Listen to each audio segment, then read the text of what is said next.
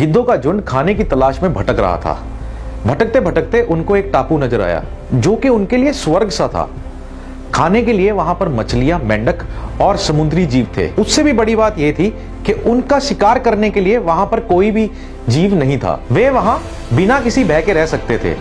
युवा गिद्ध बहुत ही उत्साहित थे।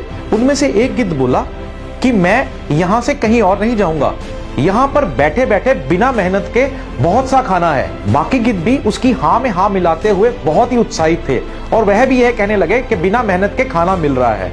इस तरह से मौज मस्ती में काफी दिन गुजरने लगे। परंतु सबसे बूढ़ा गिद्ध इस बातों से खुश नहीं था और उसने अपनी इस चिंता को और गिद्धों के सामने व्यक्त किया कि हम गिद्ध ऊंची उड़ान और तीव्र वार की ताकत से पहचाने जाते हैं, पर जब से हम इस टापू पे आए हैं सब आराम तलब हो गए हैं।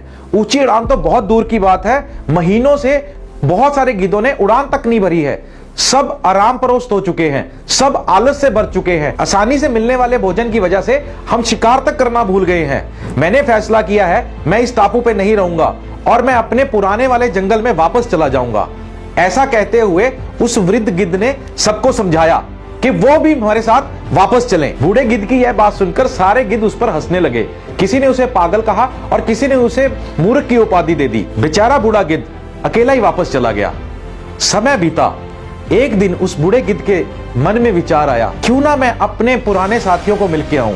समय बीतता जा रहा है, मैं बुजुर्ग हो चुका हूं, एक बार मैं उनसे मिल लूं। लंबी यात्रा के बाद वह उस टापू पे पहुंचा। जब वह उस टापू पे पहुंचा तो उसने बहुत ही भयानक दृश्य देखा।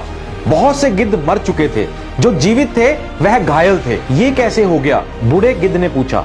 कराहते हुए घायल गिद्ध ने कहा कि हमें क्षमा कीजिए, हमने आपको बुरा भला कहा, हमने आपका मजाक उड़ाया, हमने आपको पागल कहा, हमने आपको मूर्ख कहा। आपके जाने के कुछ महीनों के बाद यहाँ पर एक बड़ा सा जहाज आया और चीलों का एक दल यहाँ छोड़ गया। जैसे ही उन चीलों को पता लगा कि हम ज्यादा ऊंचा उड़ नहीं सकते और हम उन पर वार नहीं कर सकते, उन्होंने हम पर हमला किया और उन्होंने हमें खाना शुरू कर दिया। अब हमारी आबादी खत्म होने के कगार पर है और अब हम कुछ ही गिद्ध रह गए हैं। यह सुनकर बूढ़ा गिद्ध बहुत दुखी हुआ और वह वापस जंगल की तरफ उड़ चला। इसी तरह दोस्तों, अगर हम अपनी शक्तियों का इस्तेमाल नहीं करते तो धीरे धीरे हम उसे खो देते हैं, लूज कर देते हैं अपनी जिंदगी से। तेजी से बदलती हुई दुनिया के अंदर अगर हम अपने अंदर बदलाव नहीं लेके आएंगे तो हमारी जिंदगी में भी कोई बदलाव नहीं आएगा। सफलता प्राप्त करने के लिए और अपने लक्ष्य को भेदने के लिए हमें अपने अंदर बदलाव लेके आना है। अपनी काबिलियत और अपनी ताकत को जिंदा रखिए और इसे पूरी जिंदगी तराशते रहिए और समय के साथ बदलते रहिए। जब आप ऐसा करेंगे तो बड़ी से बड़ी मुसीबत आने पर भी आप ऊंची उड़ान भर सकते हैं।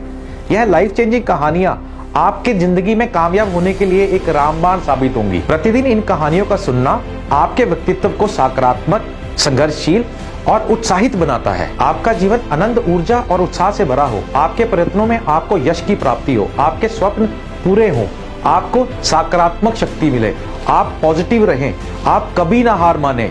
मन के हारे हार है, मन के जीते जीत।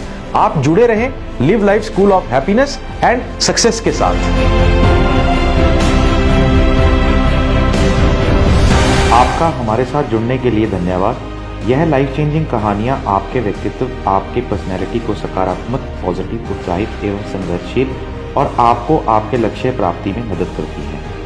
आप हमारे साथ मिलकर हमारे अभियान में योगदान दें, हम लोगों के जीवन में एक प्रभावशाली पॉजिटिव परिवर्तन ला सकें। हमारे mind power, why antivirus not for mind, design you, motivational programme एवं संस्था से जुड़े। हमारे YouTube चैनल को सब्सक्राइब करें और ज़्यादा से ज़्यादा लाइफ चेंजिंग कहानियों को शेयर एवं लाइक करके इस पॉजिटिव बदलाव का हिस्सा बने।